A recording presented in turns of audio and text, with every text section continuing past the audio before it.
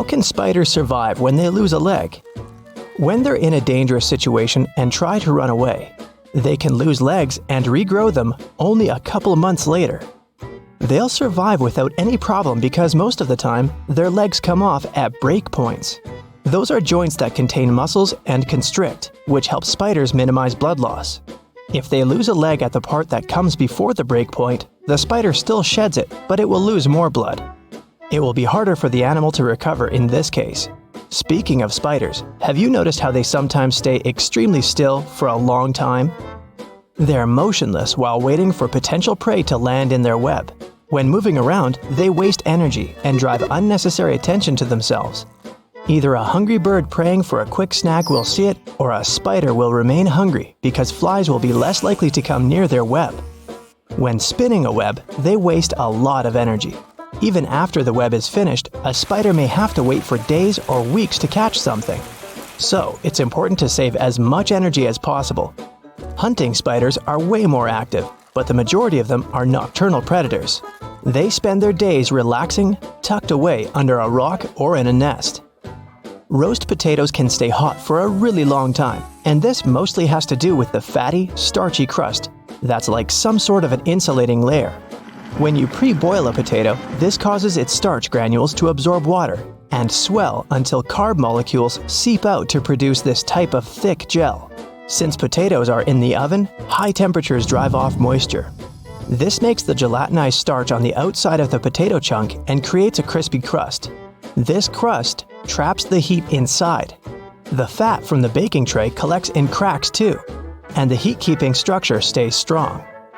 Birds don't get electrocuted while perching on power lines because it's not voltages that will harm them, but voltage differences, and electricity wouldn't flow without them.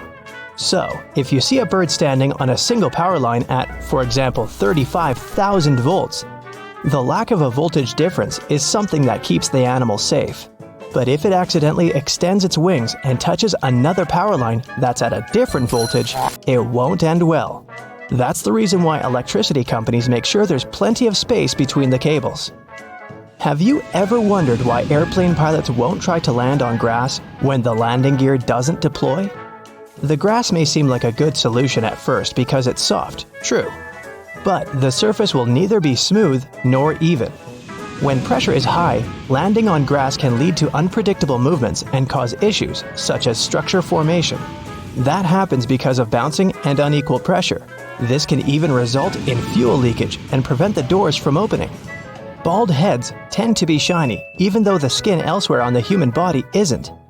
Most of our skin is covered with tiny hairs that give it some sort of velvety peach fuzz look.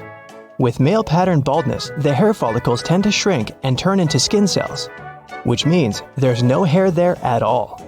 And the scalp is especially shiny due to the sebaceous glands. They produce and secrete some kind of oily matter that protects our skin. Sebaceous glands are located all across our skin, but the scalp has way more of them. So, this oil coats the skin, which is why it turns into a more reflective surface. House cats will rarely meow at one another, but they become chatty with humans, and this could be related to domestication. The process of taming cats and keeping them as pets started nearly 10,000 years ago. Before that, cats were pretty much loners.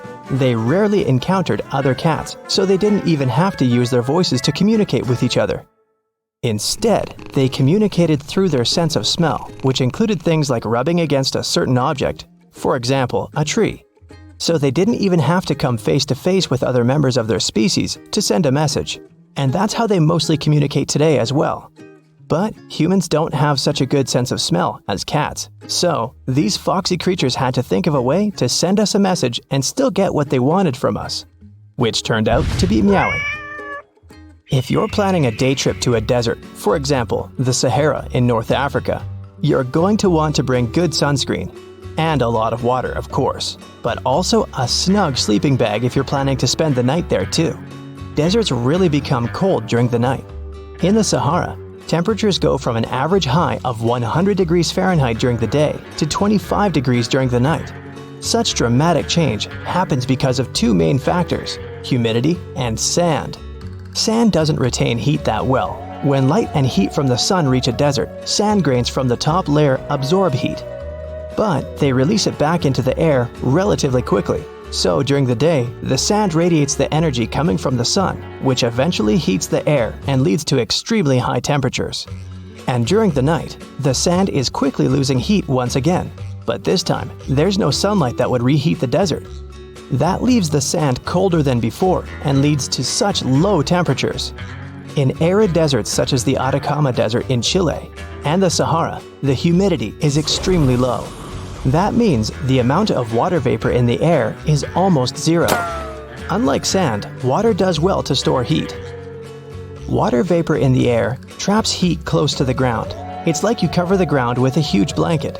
That way, you stop it from dissipating into the atmosphere. Also, when the air has a high level of humidity, it requires more energy to heat up. That means it takes more time for that same energy to disappear and for the surroundings to get colder.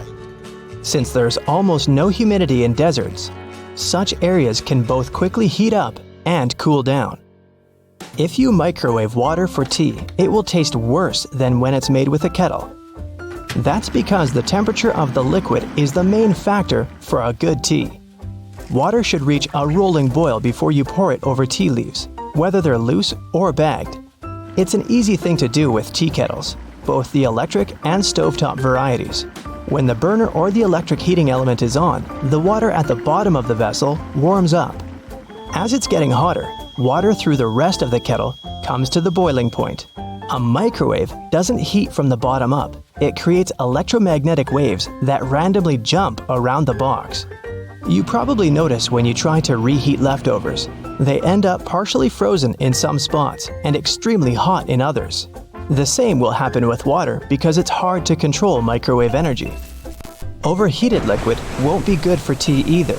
When water goes above 212 degrees Fahrenheit, which is the boiling point for water, it can destroy the compounds that give a tea its specific flavor.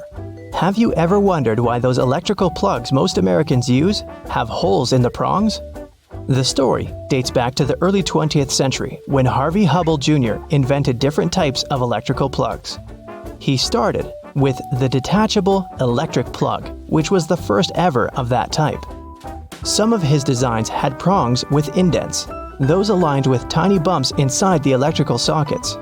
Such an indent and bump system secured the prongs in place after people would insert a plug into a socket.